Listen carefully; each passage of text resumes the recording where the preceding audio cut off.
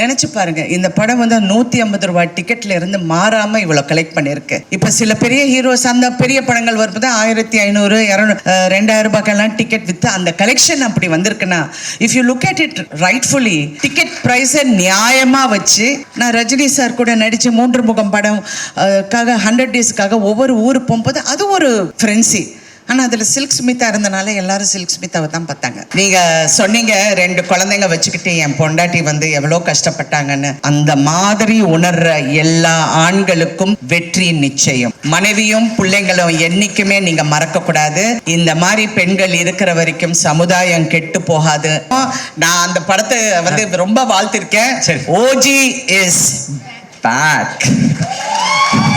ஒவ்வொரு குடும்பத்துக்குள்ளேயும் ஒவ்வொரு ஸ்டேஷன் மாதிரி வந்து ஒரு அம்மாவா, அக்காவா, தங்கச்சியா, ஏன் சித்தியா கூட ஒவ்வொரு குடும்பத்துக்குள்ளேயும் போய் ஸோ அந்த குடும்பங்கள் எல்லாத்துலயும் ரேஷன் கார்டில் பேர் இல்லாத ஒரு உறுப்பினராக மாறி இப்போ தாய் கிழவி அப்படின்ற ஒரு ஸ்டேஷன்ல வந்து நின்றுருக்கு. இன்னும் பல பரிமாணங்கள் இருக்கு அவங்களுடைய அடுத்தடுத்த படங்கள் அப்படின்றத புரிஞ்சுக்க முடிஞ்சது. ஸோ பயங்கரமா இன்ஸ்பிரேஷனா இருக்கு அவங்களுடைய என்டையர் ஜேர்னி. ஸோ சினிமாவில் ஒர்க் பண்றவங்க, அந்த படத்தை பார்த்து செலிப்ரேட் பண்ணவங்க எல்லாருமே வந்து பிரமிப்போட பார்த்துக்கிட்டு இருக்கோம் அவங்களுடைய பர்ஃபார்மன்ஸை. இந்த மேடைக்கு கலை அரசி திருமிகு ராதிகா சரத்குமார் அவர்களை அன்புடன் மேடைக்கு அழைக்கிறோம். இங்கே வந்திருக்கும் அனைவருக்கும், பத்திரிகை நண்பர்களுக்கும், ஊடகங்களுக்கும், தமிழ்நாட்டு மக்களுக்கும், இந்த படத்தை தயாரித்த Passion Studios, Sivakarthikeyan productions, director Sivakumar Murugesan அவர்களுக்கும், அவருடைய அனைத்து தொழில்நுட்ப கலைஞர்களுக்கும், என் கூட நடித்த அனைவருக்கும் முதல்ல நான் என் நன்றியும் வணக்கத்தை தெரிவித்துக் கொள்கின்றேன்.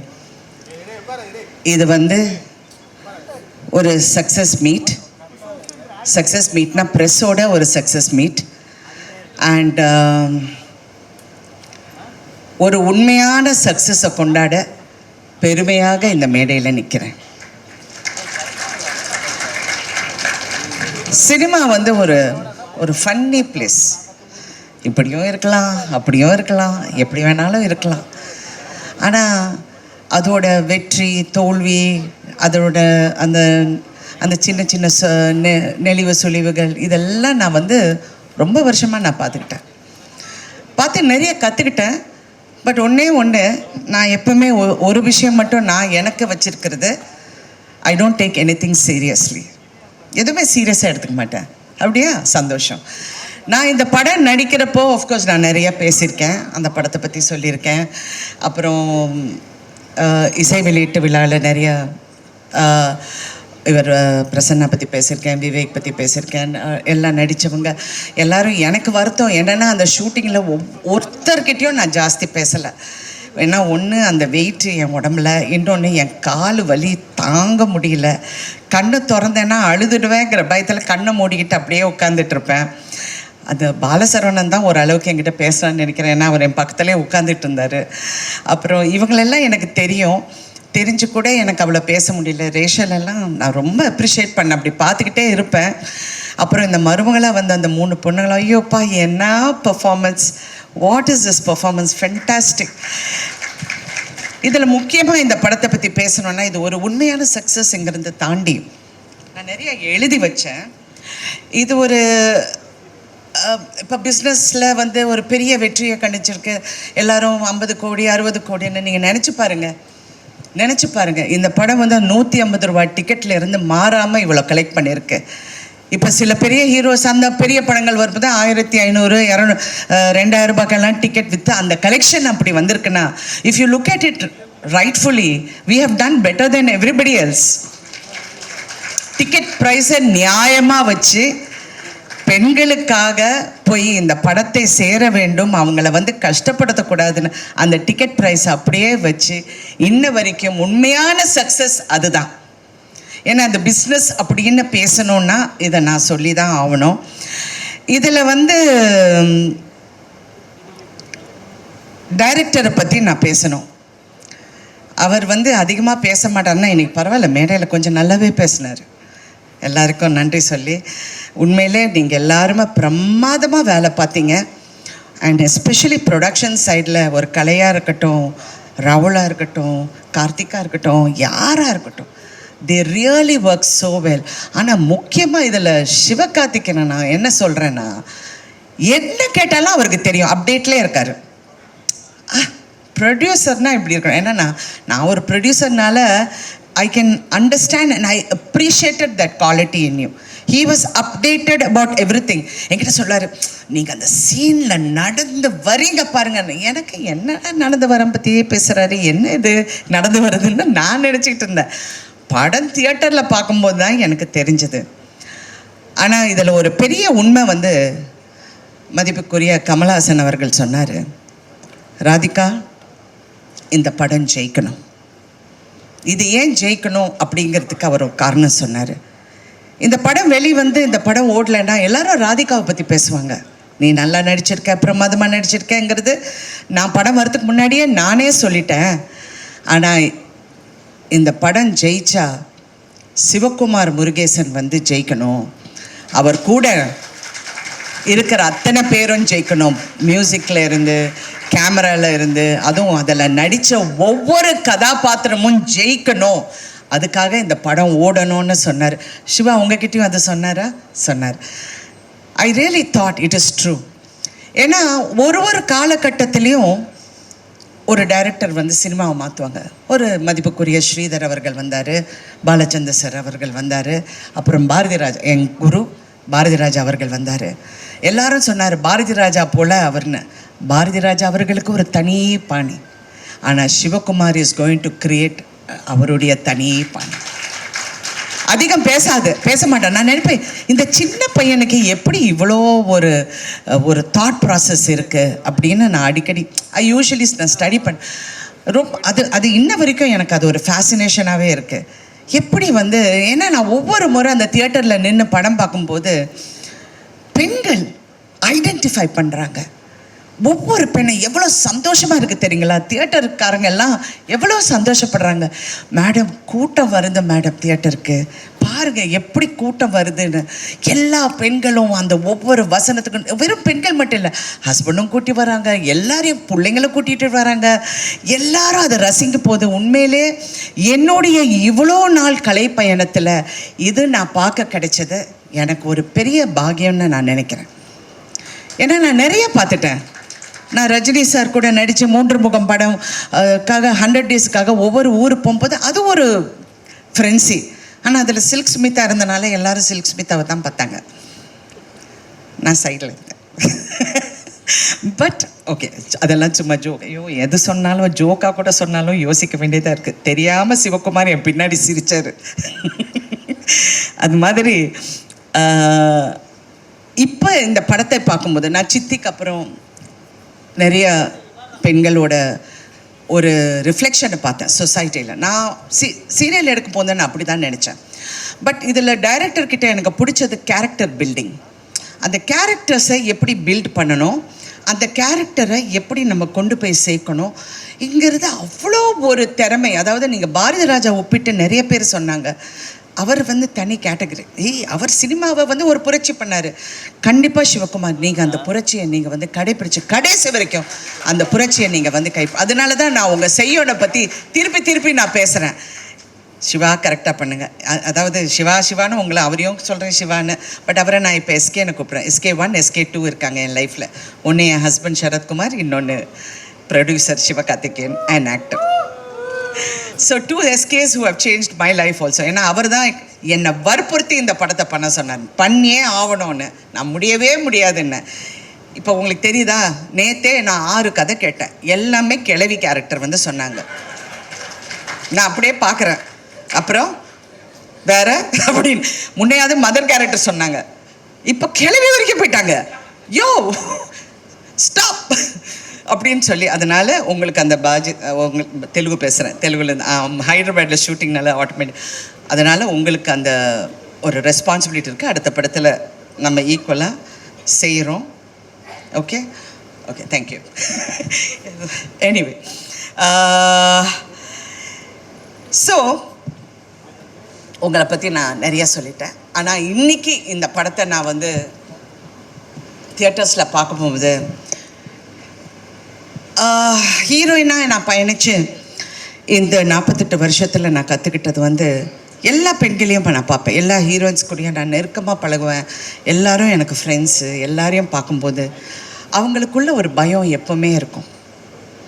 அடுத்த படம் என்ன, it's a very insecure job, very insecure. அடுத்த படம் என்ன, யங்காக இருக்கணும், அழகாக இருக்கணும், ஸ்லிம்மாக இருக்கணும், வயசு தெரியக்கூடாதுன்னு. எனக்கு ஒரு ஒரு ஒரு ஒரு விஷயம் என் மனசில் ரொம்ப ஆழமாக ஒரு காலத்தில் பதிஞ்சது. எனக்கு அப்போ என்ன ஒரு 25-26 வயசு இருக்கும். என்னுடைய பர்த்டே வந்து ஏதோ செட்டில் கொண்டாடுறாங்க. அப்போ ப்ரெஸ்ஸில் நிறைய பேர் வந்தாங்க. அப்போல்லாம் பத்திரிக்கை தானே. ஸோ எல்லாம் அந்த பேனாவும் பேப்பரோடு நின்று, மேடம் உங்கள் வயசு என்ன சொல்லுங்கள் மேடம் அப்படின்னாங்க. நான் இப்படி திரும்பி அவரை பார்த்தேன். ஏன்னா ஃபர்ஸ்ட் ஆஃப் ஆல் ஒரு லேடியை வயசை பற்றி கேட்குறது இட்ஸ் அ ரூட் கொஸ்டின் அப்படின்னு நான் நினச்சேன். அவர் என்ன நினச்சார்னா, வயசை மறைக்கிறாங்க அப்படின்னு அவர் பக்கத்தில் இருக்கிற பற்றி வயசை சொல்ல ரொம்ப யோசிக்கிறாங்க போல இருக்கு. I was just looking at him and I was thinking, so இதுதான் என் லைஃபோட சேலஞ்சா? நான் வந்து என் வயசை ப்ரூவ் பண்ணோம், என்னுடைய அழகை ப்ரூவ் பண்ணோம், எனக்கு இப்படி பண்ணணும். I don't think that's a challenge for anybody. எல்லாருமே அவங்களுக்குள்ளே ப்ரூவ் பண்ணிக்கிட்டாலே போதும். அது if you're a big success, moderate success, எதுவாக இருந்தாலும் success is success and nothing is as sweet as success, and that is Thai Kelavi today. Such a wonderful success, a true success, womenக்கு success, empowermentக்கு success. I really feel ரொம்ப ப்ரௌடாக இருக்குது. இந்த மாதிரி ஒரு படத்தில் நடித்து எல்லா பெண்கள் வந்து பாராட்ட போகுது. நான் இது வரைக்கும் யாராவது என்னை பாராட்டினா தேங்க்யூ சொல்ல, அச்சா சிவகுமார் தாங்க, அவர் தாங்க ஹீரோ, அவர் தான் எல்லாம். Because that success belongs to you. சின்ன பையன் நீ, இன்னொரு சின்ன பையன் சிவகார்த்திகேயன், அதுவும் சுதனை சின்ன பையன் சொல்ல முடியாது, இருந்தாலும் ஒரு ஆண்மகன், பேஷன் ஸ்டுடியோஸோட சுதன் அவர்கள். எல்லாருமே நீங்கள் பெருமைப்படலாம். நிறைய பேரோட கேரியரை நீங்கள் பெரிய அளவுக்கு லான்ச் பண்ணிருக்கீங்க. இந்த மருமகளாக நடித்த ஒவ்வொரு பொண்ணுங்களும் என்னால் மறக்கவே முடியாது. அதே மாதிரி பாலசரவணன் என்ன நடித்தார், அதுவும் இவங்க இருக்காங்களே பாருங்க, இந்த நம்ம பிசிஸு, அப்புறம் அந்த கருப்பன், அந்த சாமியார் என்ன கங்களா ரெடிகளரா, அவர் சாம், எல்லாருமே இதான் இவர், எல்லாருடைய கேரியரையும் நீங்கள் நினச்சி பாருங்கள். This is another phase in films. Cinema இண்டஸ்ட்ரியே கன்ஃபியூஸ் ஆகிருக்கு. என்னடா இந்த படம் ஓடுது, எல்லா ப்ரொடியூசர்ஸும் தியேட்டருக்கு ஃபோன் பண்ணி கலெக்ஷன் என்னங்க, என்ன நிஜமாவே இந்த அமௌண்ட்டா, நிஜமாவே இப்படி நடக்குதா? ஏங்க அவங்க பறக்கலைங்க. நான் வேற தெரியாமல் இது ரஜினி சார் பண்ண வேண்டிய படம்னு சொல்லிட்டேன். நான் சொன்னது கேரக்டர் வாய்ஸ், அது அவருக்காக நிறைய ட்வீட் பண்ணியிருக்கலாம். யாருமே பறக்கலையே. ரஷ்யாவிலேருந்து நான் டான்சஸ் கொண்டு வரலையே. என்ன இது இந்த படம் ஓடுதுன்னா இட் இஸ் கில். ஸோ உண்மை என்னென்றால் கண்டென்ட் இஸ் கிங். அதை பேக்கேஜ் பண்ணுறதும் இன்னொரு கிங், சிவகார்த்திக் கிங். ஐயோ ஏதாவது என்ன சர்ச்சை செஞ்சிருவாங்க, வேண்டாம். எல்லாரும் பயந்து பேச வேண்டியதாக இருக்கு. ஸோ எனிவே இன்னைக்கு வந்து இதெல்லாம் பார்க்கும்போது ரொம்ப சந்தோஷம். சிவா, ரெண்டு சிவாக்கும் இந்த ஆர்டிஸ்டுக்கு எல்லாமே I am really very happy for them. எனக்கு உண்மையில் நான் நிறைய பார்த்துட்டேன், நான் நிறைய வெற்றியை பார்த்துட்டேன், நிறைய விஷயங்கள் தாண்டி வந்துட்டேன். அவங்கள பார்க்க போகுது ரொம்ப சந்தோஷம். அங்கே சைனீஸ் டாக்டராக ஒர்க் பண்ணார் பாருங்க, அவர் வந்து ஒரு உண்மையை மறைச்சிட்டாரு. அவர் சரத்குமாரோட காலேஜ் மேட். நான் அன்னைக்கு பார்க்குறேன், ஆமாம் டே என்னடா அப்படிங்கிறாங்க. என்ன டாவா, யார் அது அப்படின்னு பார்த்தா இப்படி. அதனால என் கணவர்கிட்ட சொன்னேன், நீங்கள் என்னை ஏமாத்திட்டீங்க, ஏதோ வயசெல்லாம் மறைச்சு ஏதோ கல்யாணம் பண்ணிட்டீங்க போல இருக்கு. எல்லாம் வேறு சைஸில் இருக்காங்க, வேறு ஹைட்டில் இருக்காங்க, but college mate. Thank you so much for entertaining. Thank you so much, thank you. இன்னொரு விஷயம் வந்து இந்த படத்தில் ஒரு ஹைலைட், தவறு எங்கே நடந்தாலும் அதை நம்ம தட்டி கேட்கலன்னா அந்த தவறுக்கு உடந்தையாக போகிற மாதிரி இருக்கும். ஒவ்வொரு கேரக்டரும் தவறை உணர்றாங்க அவங்கவுங்க விதத்தில். எனக்கு அது ரொம்ப பிடிச்சிருக்கு. அது மருமகளாக இருக்கட்டும், அந்த அடுத்த கேரக்டர்ஸாக இருக்கட்டும், கங்காரடிகளாக இருக்கட்டும், அந்த தவறை எப்படி உணர்றாங்க அதுதான் இது. ஏன்னா சமீப காலமாக நான் பார்க்கும்போது சொசைட்டியில் இவ்வளோ மாற்றம் இருக்கா, இவ்வளோ முட்டாளுங்க இருக்காங்களா, இவ்வளோ எம்பத்தி, அதாவது ஒரு மனசுக்குள்ள ஒரு சிம்பத்தி இல்லாமல் நிறைய பேர் இருக்காங்களா அப்படிங்கிற ஒரு பயம் வந்தது. சினிமா வந்து ஒரு சமுதாயத்தை கெடுக்குதா அப்படிங்கிற ஒரு கேள்வியும் வருது. ஏன்னா நம்ம வீட்லேயும் பிள்ளைங்க இருக்காங்க, எல்லாரும் இருக்காங்க. கலை நீங்கள் அப்படியே நெளிறீங்க, நான் ஒன்றும் தவறாக சொல்ல மாட்டேன். பட் எனக்கு அந்த ஒரு அச்சம் எப்பவுமே இருந்தது.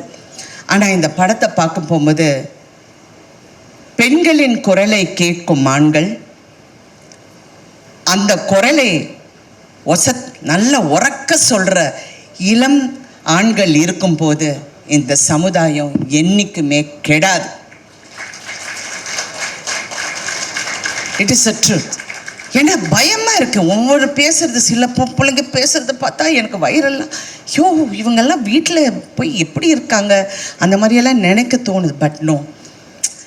So press also has to be responsible. இந்த மாதிரி நல்ல விஷயங்கள் இன்னும் எடுத்து காட்டினா ரியலி இது நாளைக்கு உங்கள் பிள்ளைங்களுக்கு, நாளைக்கு வர சமுதாயத்துக்கு இது ஒரு பெரிய ஒரு எடுத்துக்காட்டாக இருக்கும். இன்னொரு விஷயம் வந்து இந்த படத்தில் வந்து நிறைய எம்பவர்மெண்ட் பற்றி பேசியிருக்கோம். ஆனால் உண்மையான எம்பவர்மெண்ட் தயவு செஞ்சு எல்லா பெண்களும் அதை நம்புகிறாங்க, நம்பி ஆகணும். சினிமாவில் நிறைய பெண்கள் வந்து போராடுறாங்க, ஜெயிச்சாகணும். ஆனால் நான் இந்த வகையில் நான் எங்கே எம்பவர் ஆனேன்னா, இந்த படம் ஒத்துக்கு போகும்போது சுதன் என்கிட்ட பேசிகிட்டு இருந்தார். நான் சொன்னேன், எல்லா ஹீரோஸுக்கும் நீங்கள் சம்பளம் கொடுக்குறீங்க சரியா, ஏன் ஹீரோயின்ஸுக்கு சம்பளம் கொடுக்க மாட்டேன்றீங்க அப்படின்னு வந்தது. சுதன் சிரிக்கிறாரு. சிவகார்த்திகேயன் அப்படியே நல்ல பையன் மாதிரி உட்கார்ந்துட்டு இருக்காரு. ஆனால் இது கேட்ட உடனே I have to thank both of you. First time Tamil இண்டஸ்ட்ரியில் ஒரு ஹீரோயினுக்கு ஷேரில் உங்கள் சம்பளம் வந்து இருக்குது அப்படின்னு சொல்லி ஒப்பிட்ட முதல் தயாரிப்பாளர்களின் பெருமை உங்களுக்கு தான் சார். இது வரைக்கும் ஐ don't think any heroine has got done it. அதில் நான் அந்த பெருமை எனக்கு வந்து அதை சார்ந்தது. And not only that, it is a good example for the industry. It is a good encouragement for women. ஏன்னா எம்பவர்மெண்ட் வெறும் நீங்கள் வந்து பேசி பிரயோஜனம் இல்லை, அது செயல்பாட்டிலையும் காமிச்ச இந்த தயாரிப்பாளர்களுக்கு நான் பெண்களின் சார்பாக நன்றி, அதுவும் நடிகைகளின் சார்பாக நான் நன்றி சொல்ல கடமைப்பட்டிருக்கேன். ஸோ தே சேட் எஸ், ஷேரில் வர உங்களுக்கு ஒரு பர்சன்டேஜ் இஸ் யோர்ஸ். அதாவது மினிமம் எனக்கு பே பண்ணியாச்சு, எல்லாம் கிளியராக பண்ணிட்டாங்க.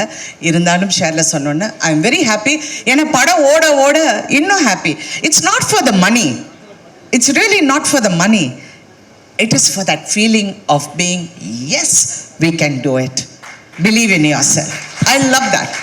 I want that for everyone to go for it, you know, to feel that yes, நம்ம கஷ்டப்பட்டு உழைச்சா அந்த உழைப்புக்கு கண்டிப்பாக வெற்றி இருக்கும். அதுவும் இந்த படம் வெற்றி வந்து இன்னும் அதை ஊக்கப்படுத்துங்கிற இதில் அந்த நம்பிக்கையில் நம்ம எல்லாரும் இருக்கோம். இன்னொன்று, நான் ரொம்ப நேரம் பேசுவேன், பட் இருந்தாக்குள்ள வேண்டாம், கொஞ்சம் கரெக்டாக பண்ணிடுறேன். Thank you so much once again to each and every one. இந்த படத்தில் கான்ட்ரிபியூட் பண்ண எல்லாருக்கும் நான் நன்றி சொல்ல கடமைப்பட்டிருக்கேன். And also I wanted especially to Vivek, I want to tell him thank you so much Vivek. I know how hard நீங்க work பண்ணீங்க, நீங்க எல்லாரும் ஒர்க் பண்ணீங்க, அவருடைய அசிஸ்டன்ஸ் எல்லாருக்கும். அப்புறம் இந்த படத்தில் நடித்த எல்லா பெண்களும் இங்கே வாங்க மருமகள் எல்லாரும் வாங்க. ஏன்னா this is about women empowerment. I want them to come. வாமா, நீயும் வாமா, நீங்க ரெண்டு பேரும் வாங்க எல்லாரும் ஸ்டேஜ்க்கு வாங்க ப்ளீஸ். எல்லாம் இல்லாதீங்க, வாங்க உட்காருங்க, வாங்க. இவங்க எல்லாருக்கும் விமென் எம்பவர்மெண்ட் என்னங்கிறது காட்டி கொடுத்த உங்க அனைவருக்கும் நான் நன்றி சொல்றேன். பெரிய கைத்தட்டல் கொடுத்துடலாம். நீங்க சொன்னீங்க 2 குழந்தைங்க வச்சுக்கிட்டு என் பொண்டாட்டி வந்து எவ்வளோ கஷ்டப்பட்டாங்கன்னு. அந்த மாதிரி உணர்ற எல்லா ஆண்களுக்கும் வெற்றி நிச்சயம். மனைவியும் பிள்ளைங்களும் என்றைக்குமே நீங்கள் மறக்கக்கூடாது. இந்த மாதிரி பெண்கள் இருக்கிற வரைக்கும் சமுதாயம் கெட்டு போகாதுங்கிற மறுபடியும் கூறி thank you so much once again. And நான் வந்து அடுத்தது என்னுடைய இளம் தயாரிப்பாளர் சிவகார்த்திகேயன் அவர்கள் பேச போறாரு. மேம் அடியே அடியே அடியே அடியே ஒரே நிமிஷம். நான் அந்த படத்தை வந்து ரொம்ப வாழ்த்திருக்கேன். சரி. OG is back.